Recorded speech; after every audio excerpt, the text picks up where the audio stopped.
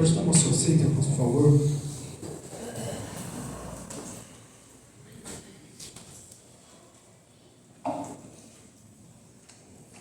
Abre comigo sua Bíblia no Evangelho de Jesus, segundo escreveu João, seu capítulo de número 8.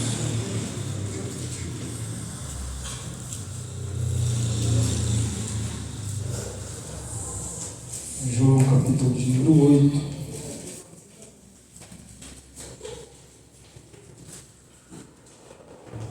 Nós vamos ler o verso 10 e 11.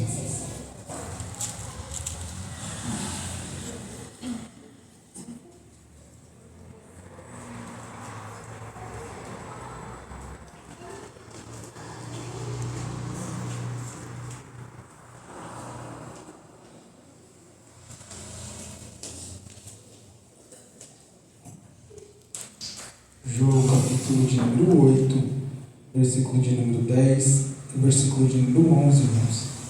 Gostaria de meditar baseado no tema Uma Nova Vida em Cristo Jesus. Amém? Uma nova vida em Cristo Jesus. Diz assim o texto sagrado: Erguendo-se Jesus e não vendo a ninguém, mas, além da mulher, perguntou-lhe: Mulher, onde estão aqueles teus acusadores? Ninguém te condenou?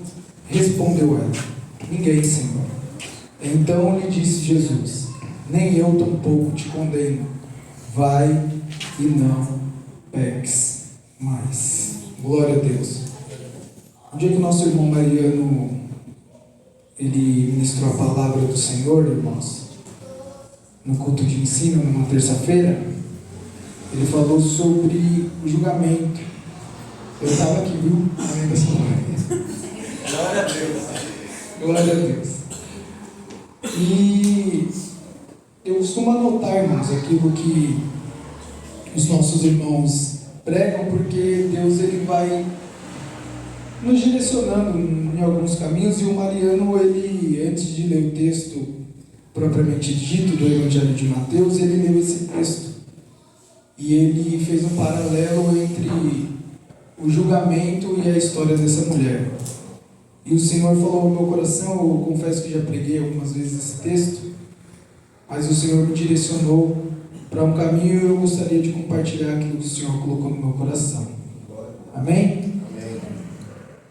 O Evangelho de João, irmãos, ao contrário dos outros evangelhos, Mateus, Marcos e Lucas, considerados evangelhos sinóticos, ele vai narrar o primeiro ano do ministério de Jesus. E por isso, quando nós lemos o Evangelho de João, nós vamos observar alguns acontecimentos que não tem nos outros evangelhos. Por exemplo, a gente vê o primeiro milagre de Jesus ali em Caná da Galileia, onde ele transforma a água em vinho. A gente vê a cura do cego de nascença, a gente vê esse próprio texto que nós lemos, a gente vê a conversa de Jesus com Nicodemos, aonde a gente conhece aquele texto, aquele versículo de João 13,16, que Deus amou o mundo de tal maneira. Tudo isso se dá no primeiro ano de ministério do Senhor Jesus. E João ele se detém nesse primeiro ano de ministério e ele vai nos mostrar um Jesus que ele não está estático, um Jesus que ele é um Jesus dinâmico, um Jesus onde ele está sempre em movimento, onde ele está sempre procurando formas e meios de mudar vidas e de transformar histórias. João ele vai sempre observar isso na vida do nosso Senhor Jesus. Por isso que a gente vê João falando sobre esses pontos que eu acabei de falar. Outro fator interessante deste evangelho é que João mostra aos seus leitores que Jesus ele não está estático. Por exemplo, quando nós lemos o capítulo 2, Jesus ele faz o seu primeiro milagre lá em Caná da Galileia. Mas no mesmo capítulo 2, no versículo de número 12, a Bíblia vai nos mostrar Jesus ele saindo ali de Caná da Galileia e subindo para Cafarnaum, exatamente para atender um pedido de um pai. Jesus ele sai de Cafarnaum e ele sobe para Jerusalém, e ele vai conversar, ou ele vai receber um doutor da lei com as suas dúvidas, com seus questionamentos, perguntando para Deus acerca do novo nascimento. E é interessante que Jesus, quando se trata de salvação, irmãos, ele sempre vai ser bem direto. Aquele que não nascer, e aquele que não nascer da água e do Espírito, ele não pode ver, e ele também não pode entrar no reino dos céus. A nossa salvação é algo muito sério, conforme o nosso irmão Mariano disse, o Senhor Jesus entregou tudo, para que nós pudéssemos estar aqui hoje, para que nós pudéssemos estar aqui engrandecendo e bendizendo o nome do nosso Senhor Jesus. Então não perca a oportunidade não, porque se nós não nascermos de novo, se nós não nascermos do Espírito, nós não vamos poder ver, e nós não vamos poder entrar no reino dos céus. E o Senhor Jesus ele fala isso para um doutor da lei. Mas quando a gente chega no capítulo de número 4, ao qual o nosso irmão Jair leu, a Bíblia nos fala que Jesus ele sai da Galileia, e agora, aliás, ele sai de Jerusalém, e ele vai caminhando até a Galileia.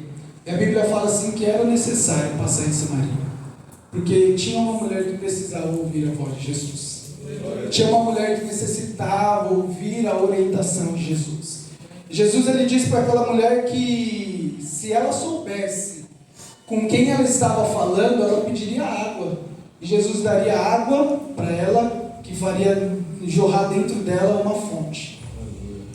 Nós estamos vivendo dias, irmãos, que nós estamos acostumados somente a beber água no domingo à noite. Nós viemos para a igreja, nos abastecemos daquilo que o pregador nos dá, e nós passamos a semana inteira longe do nosso Senhor Jesus. E o Senhor ele nos chama para uma vida de relacionamento, para uma vida de constante entrega a Ele, uma vida de entrega ao Senhor Jesus. Louvado seja o nome do Senhor. E a gente vê que essa mulher ela entendeu isso, que ela mudou a sua rota. Ela estava com o seu cântaro, ela deixou na entrada da cidade e ela entrou naquele lugar falando tudo aquilo que o Senhor Jesus tinha feito na vida dela. Louvado seja o nome do Senhor. No capítulo de número 5, eu vou entrar no texto, irmãos. A Bíblia inicia o capítulo dizendo assim, capítulo de número 5 de João, a Bíblia fala assim: passadas estas coisas, havia uma festa dos judeus, e Jesus subiu para Jerusalém. Eu estou falando que o Senhor Jesus, no Evangelho de João, ele é um Jesus dinâmico, aonde ele está sempre em movimento, e aonde Jesus ele chega, onde Jesus ele passa, algo diferente acontece, vidas são mudadas, casamentos são restaurados, o pai recebe a cura do seu filho, Jesus fala com aquela moça. Passado tudo isso, a Bíblia vai nos dizer que Jesus sobe de novo para Jerusalém, para uma festa que havia naquele lugar. Porém Jesus ele não vai para a festa, ele se desvia do caminho e ele vai para um lugar chamado Tanque de Betesda. Todos nós conhecemos essa história, porque Jesus tinha que passar naquele lugar para fazer uma pergunta para um rapaz que estava numa situação havia 38 anos. E a pergunta de Jesus ainda continua ecoando em nossos dias. E a pergunta é: queres ser curado? Jesus ainda continua perguntando, irmão. Nós saímos daqui nesta noite sem a cura, porque a gente não responde a pergunta de Jesus. Mas o Senhor Jesus ainda continua perguntando para mim e para você nesta noite: queres ser curado? E interessante de Jesus, ele não pergunta quanto tempo, Maria. Não importa quanto tempo você está nessa situação. Se você crer nesta noite, você pode sair daqui curado. Louvado seja o nome do Senhor. Glória a Deus. No capítulo de número 6, irmãos, nós fomos ministrados com uma palavra do céu pelo amigo do nosso pastor Alex. Ele falou exatamente sobre a multiplicação dos pães e dos peixes. E ele enfatizou algo que muitas pessoas só querem se relacionar com Jesus pelo aquilo que Jesus tem a nos oferecer. Nós vivemos dias assim. Eu só vou lá porque Jesus ele pode me oferecer alguma coisa. Eu só vou lá porque eu sei que lá tem pão e lá tem peixe, mas eu não quero me relacionar com ele. E Jesus, ele prega uma palavra tão dura, Jesus prega um sermão tão duro, que ele olha para os seus discípulos e fala assim: vocês também não querem ir embora, não? Aí o Pedro, ele fala assim: Senhor, para onde iremos nós? Para quem iremos nós? Se só o Senhor tem palavras de vida eterna, louvado seja o nome do Senhor. E João, ele está nos dizendo que o Senhor, a qual nós servimos, ele é dinâmico. Jesus não está limitado a nenhum tipo de problema. Jesus, ele quer restaurar casamentos, assim como ele restaurou. Jesus ainda continua respondendo os nossos questionamentos, não é? Nós nos questionamos: Senhor, se o Senhor é bom, por que eu sofro? Foi falado quinta-feira aqui.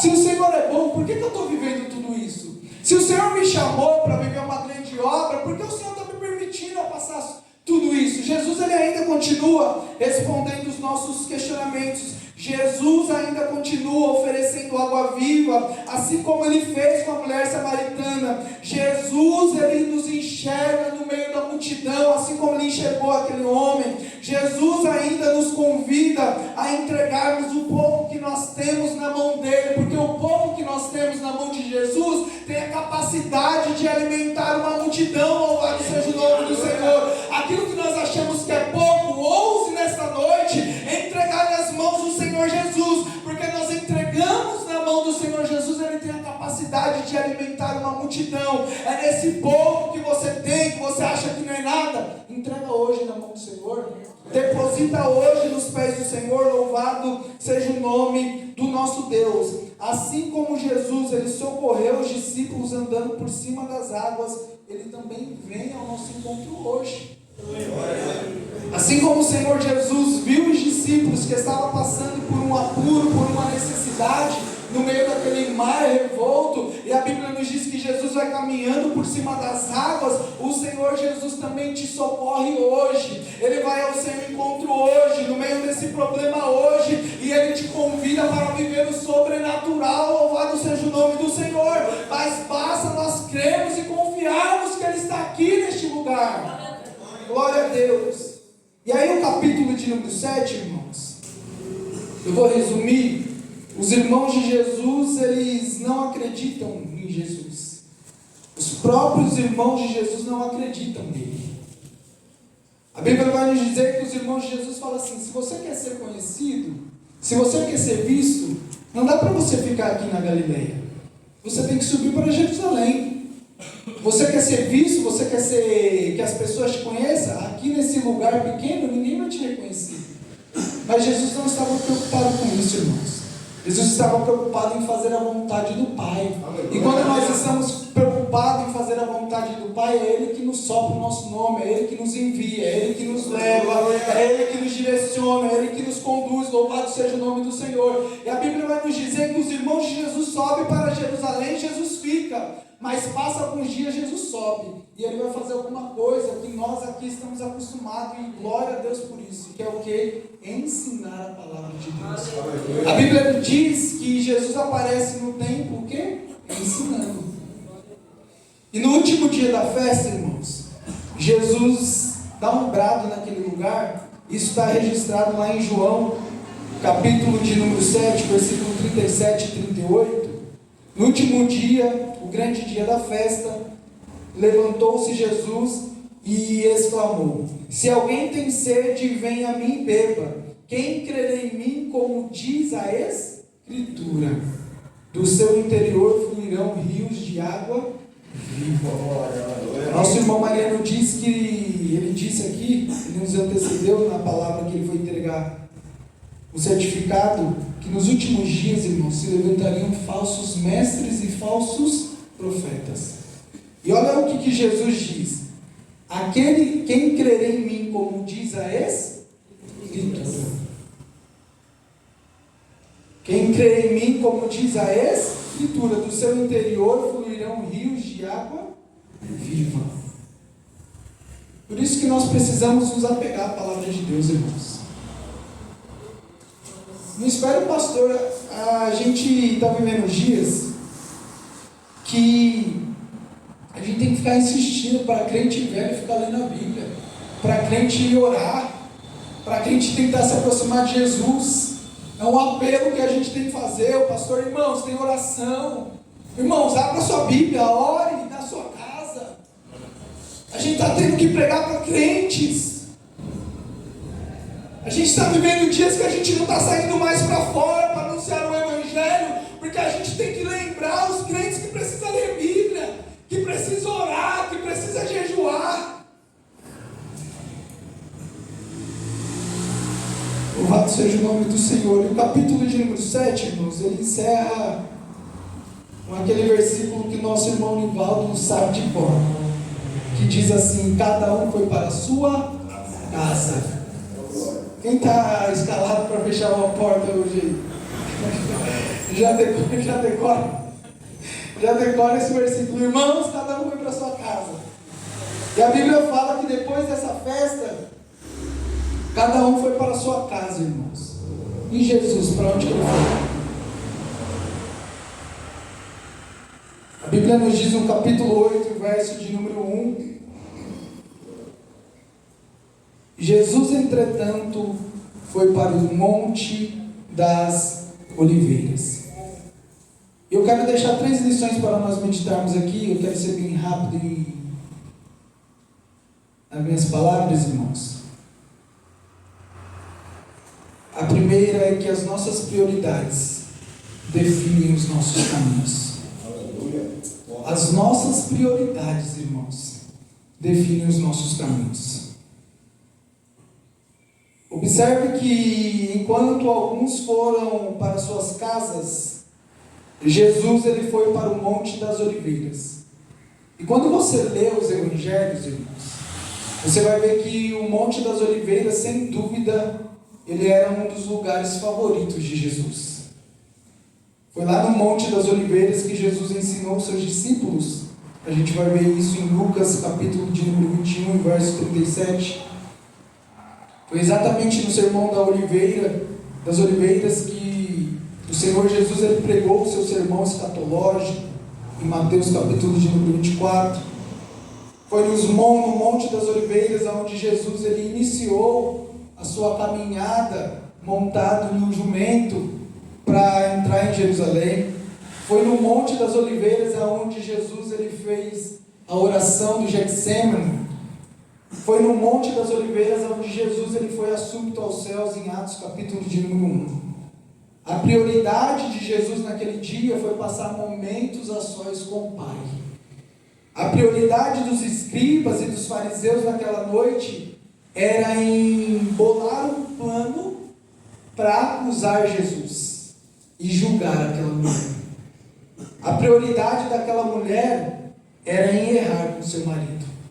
Ou seja, ela iria trair o seu esposo. E a pergunta que eu quero fazer hoje para a igreja: qual é a sua prioridade? Qual que é a sua prioridade? O que te trouxe aqui nesta noite? A Bíblia nos diz que os escribas e fariseus eles queriam uma oportunidade para acusar Jesus, para falar: você está errando em alguma coisa. Então eles foram para suas casas e ficaram maquinando como é que eles iam fazer para no outro dia acusar Jesus. E dentro desta congregação hoje existe 3 tipos de pessoas: aquelas que adentraram por aqui, por essas portas, para ver qual era a mensagem, como o pregador iria pregar, onde ele ia errar. Tem pessoas aqui que adentraram nesta noite aqui e irão sair daqui, vão continuar no mesmo erro. Mas tem pessoas que adentraram aqui nesta noite e vão decidir sair daqui e viver uma vida de relacionamento com o Pai. Louvado seja o nome do Senhor. Qual é a sua prioridade hoje? O que te trouxe aqui hoje? O que te trouxe? Qual que foi a sua intenção de sair da sua casa, de se arrumar e adentrar por essas portas? Viver uma vida de relacionamento com Jesus, de passar uma vida de relacionamento com o Senhor, de viver uma vida de fantasia, assim como aqueles escribas e fariseus viviam uma vida de fachada, ou continuar errando, ou continuar vivendo uma vida de pecados, ou continuar vivendo uma vida que não agrada ao Senhor. A escolha, irmãos, é nossa. Qual é a nossa prioridade hoje? Vamos continuar vivendo uma vida de aparências? Vamos continuar vivendo uma vida de crente domingueiro, irmãos? Vamos continuar vivendo uma vida de pecados como aquela mulher? Ou você vai tomar uma decisão hoje de viver uma vida de comunhão com o Senhor Jesus? A escolha é nossa, irmãos. O interessante de Jesus é que Ele não obriga ninguém a nada. Nada. Ele não te obriga a nada. A escolha é sua. A escolha é nossa. E a nossa escolha hoje define o nosso destino de amanhã. A minha vida nunca vai para frente. Parece que eu não saio do lugar. É que você continua fazendo as mesmas coisas. Você continua tomando as mesmas atitudes. Tomando as mesmas atitudes, a colheita vai ser a mesma. Eu quero que o céu se abra, mas você não olha. Eu quero que o Senhor me use, mas você não vai ler a Bíblia. Eu quero ser um grande pregador, viajar para todos os lados, mas não passa horas em comunhão com Deus. Eu quero que quando eu louve, Senhor, o céu se abra, demônio nos é expulso. Mas qual que tem sido a sua prioridade? Passar o dia inteiro no Netflix? No celular? Não tem como, irmãos. A glória. A Bíblia fala assim, ó, nos Salmos, eu não vou lembrar agora, não está aqui nos meus bolsos, que a Bíblia fala assim, ó, pensava que eu fosse como tu? É Jesus falando para a igreja.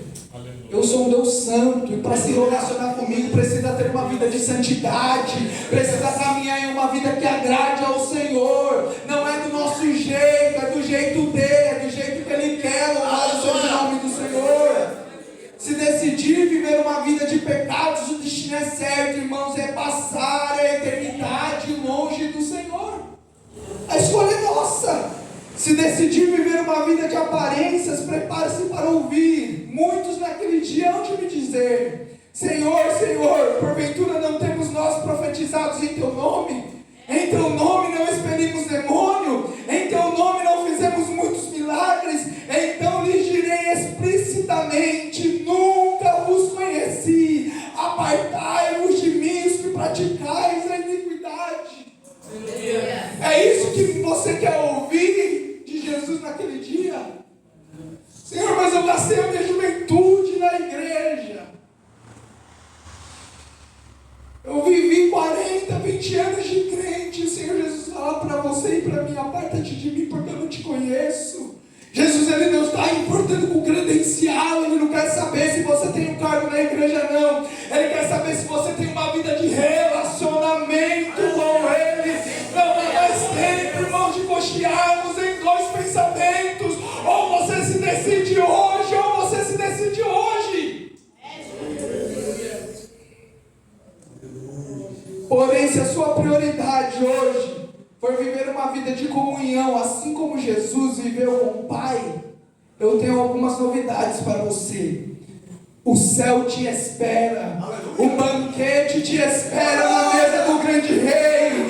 As lágrimas dos seus olhos irão cessar. Se você decidir hoje qual vai ser a sua prioridade, há um grande galardão para você. Louvado seja o nome do Senhor. Apocalipse capítulo de número 21, o verso de número 3 e 4 diz assim: então ouvi uma grande voz vinda do trono, dizendo: eis os tabernáculos de Deus com os homens. Deus habitará com eles, e eles serão povo de Deus, e Deus mesmo estará com eles, e lhes enxugará dos olhos toda lágrima, e a morte já não existirá, já não haverá luto, nem pranto, nem dor, porque as primeiras coisas se passaram. Se decida hoje, irmãos. Se decida hoje. Fala: Senhor, eu vou ser um crente melhor. O pastor no domingo passado, ele nos trouxe uma palavra sobre oração, irmãos. Irmão, se você não sair daqui confrontado, tem alguma coisa errada, e não é com a palavra não, é com você.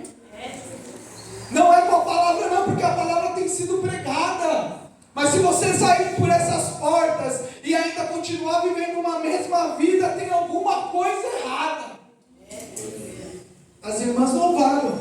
Qual foi o hino? Que Deus não muda. Ele não muda, irmãos. Deus não muda, Ele continua o mesmo.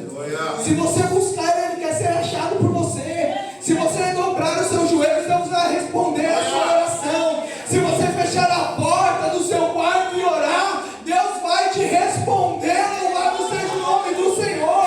Mas a decisão é sua. O momento é hoje e o dia é agora. Louvado seja o nome do Senhor. Louvado seja o nome do Senhor. Segunda lição, irmãos. Jesus, Ele tem o poder de reescrever histórias. Jesus, Ele tem o poder de reescrever histórias. Ele quer reescrever a sua história aqui nesta noite. Louvado seja o nome do Senhor. Jesus, Ele tem o poder de reescrever história. E Ele está pronto para reescrever uma nova história para você. Olha o que diz o versículo de número 6 ao 8. Diz assim: isso diziam eles tentando, para terem do que o acusar. Mas Jesus, inclinando-se, escrevia na terra com o dedo. Como insistissem na pergunta, Jesus se levantou e lhes disse: aquele que dentre vós estiver sem pecado, seja o primeiro que lhe atire a pedra. E tornando-o a inclinar-se, continuou a escrever no chão. Glória a Deus. Jesus, irmãos, ele estava em um culto, sim ou não? Sim. Jesus estava em um culto, sim ou não? Sim. Sabe o que atrapalha o culto de Jesus, irmãos? Alguém ousa responder? O que atrapalha o culto de Jesus são duas coisas. Primeiro, a hipocrisia. A hipocrisia atrapalha o culto de Jesus. E segundo, o pecado, irmãos. Porque a Bíblia vai nos dizer que os escribas e os fariseus trouxeram uma mulher que foi pega no ato de adultério. Mas aqueles homens pregavam e não viviam. Aqueles homens falavam e não viviam. Conhecia a teoria, mas a prática estava totalmente longe. E eles atrapalharam o culto de Jesus com a sua hipocrisia, e o pecado daquela mulher atrapalhou o culto de Jesus. Porque Jesus teve que parar o ensino para atender aquela demanda. Aquela mulher, ela chegou naquele templo, aquele dia, sentenciada pelos escribas, pelos fariseus, pelos religiosos. E no nossos dias não é diferente, irmãos. Nós estamos vivendo dias que muitas pessoas não voltam para a casa do Senhor, porque elas sabem que os que estão dentro irão julgar.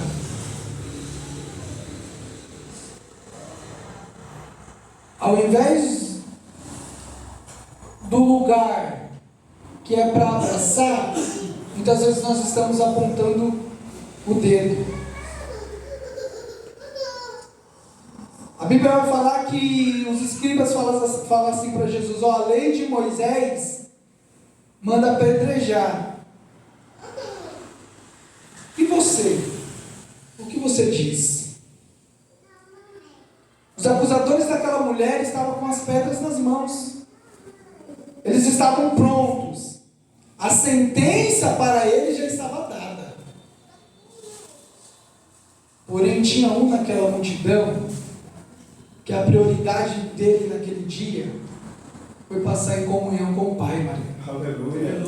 Quando nós decidimos passar um período de comunhão com o Pai, aquele que foi acusado de alguma coisa, a gente não está com pedra na mão, a gente está com a mão estendida para receber. Louvado seja o nome do Senhor. Jesus naquele dia passou e tinha a prioridade de passar a noite em comunhão com o Pai. Quando resolvemos passar um tempo de comunhão com o Pai, exercemos misericórdia, porque sabemos o quanto Ele, o Pai, exerce misericórdia para conosco todos os dias. Nós, quando nós vamos orar, nós dobramos os nossos joelhos e a primeira coisa que nós falamos é: Pai, me perdoa. Senhor, me perdoa. E isso é todos os dias. Jesus é tão bom, irmãos, que Ele fala assim: eu te perdoo. Mesmo sabendo que amanhã você vai pecar de novo. Mesmo sabendo que amanhã você vai errar de novo. Quando você dobra o seu joelho diante do Pai, Ele ainda continua nos perdoando. Nessa noite, o Senhor Jesus me trouxe aqui para te dizer: tenta passar uma vida de comunhão com o Senhor, porque quando você souber de um problema do irmão, você vai dobrar o seu joelho e vai falar: Senhor, tem misericórdia dele. Tem misericórdia dele, assim como o Senhor tem misericórdia de mim todos os dias, que eu erro todos os dias, tem misericórdia dele também. E esse lugar vai passar a ser um lugar não de acusação, mas vai passar a ser um lugar de comunhão, de abraço. Louvado seja o nome do Senhor, louvado seja o nome do Senhor. E a Bíblia nos diz no verso 6, irmãos, que Jesus ele estava escrevendo no chão, porém não diz o que era.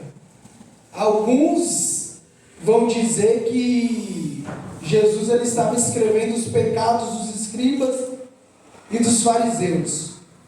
Outros estudiosos vão dizer que Jesus estava escrevendo a lei de Moisés. Irmãos, mas não importa o que Jesus estava escrevendo. Aleluia. De uma coisa eu tenho certeza: Jesus estava escrevendo uma nova história para aquela mulher. Jesus estava reescrevendo uma nova história para aquela mulher, assim como Ele está fazendo hoje aqui neste lugar. Não importa o seu pecado, não importa aquilo que você fez, não importa a maneira que você viveu. Se você reconhecer nesta noite que necessita de um Salvador, Ele está disposto a reescrever uma nova história. Louvado seja o nome do Senhor. Isso que Jesus fez conosco na cruz do Calvário. Nós estávamos em Adão e resolvemos trair o nosso Criador. Resolvemos deixar de nos relacionar com Ele. Decidimos ouvir e dar a voz, os nossos ouvidos ao nosso inimigo. E aquele que nos armou a cilada estava com as pedras nas mãos, pronto para nos acusar. O nosso destino era certo, o inferno.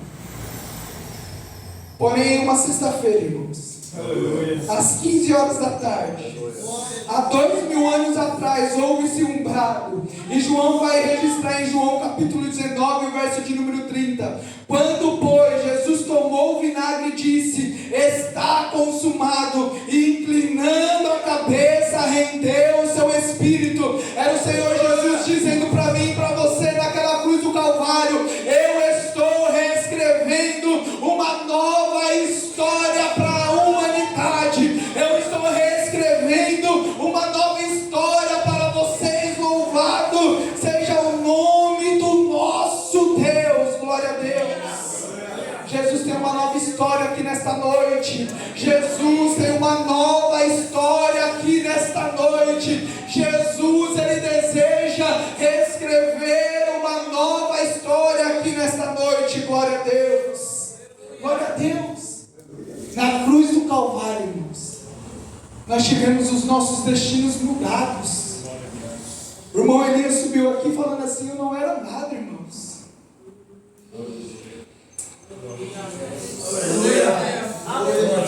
Eu não era nada, irmãos. Mas Ele reescreveu a minha história. Ele reescreveu a minha história, irmãos. Glória a Deus. Glória a Deus. Ele é bom demais, irmãos. Que amor é esse que nos constrange?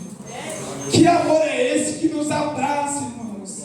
Que amor é esse que investe em nós? Que amor é esse que nos capacita, que nos envolve? Que amor é esse? Que amor é esse, irmãos? É o amor do Senhor Jesus.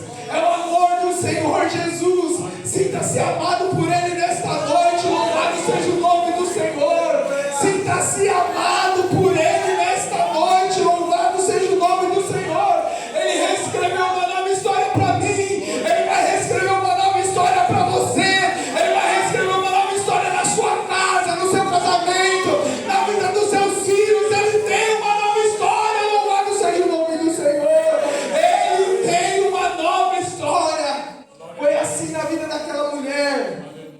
Sabe por quê, irmãos?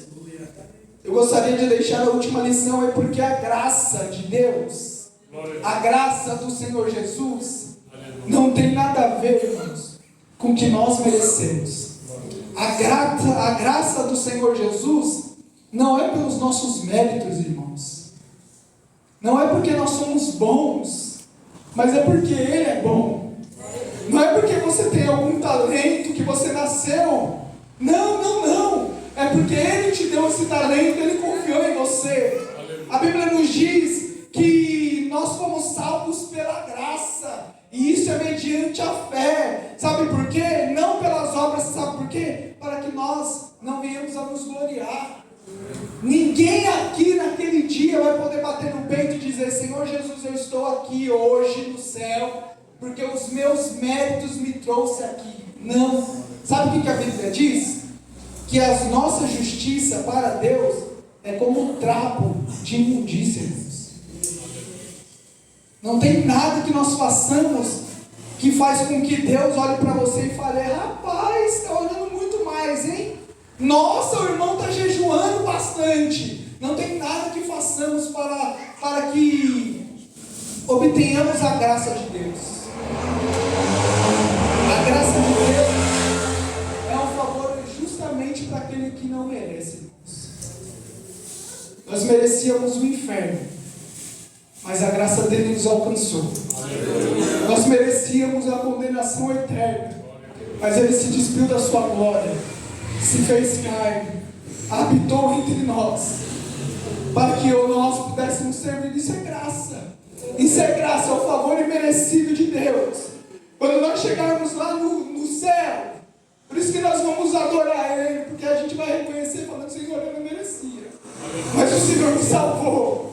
A tua graça me alcançou. O teu favor me merecido me alcançou. Eu estou aqui pelos seus méritos conquistados naquela cruz. Louvado seja o nome do Senhor.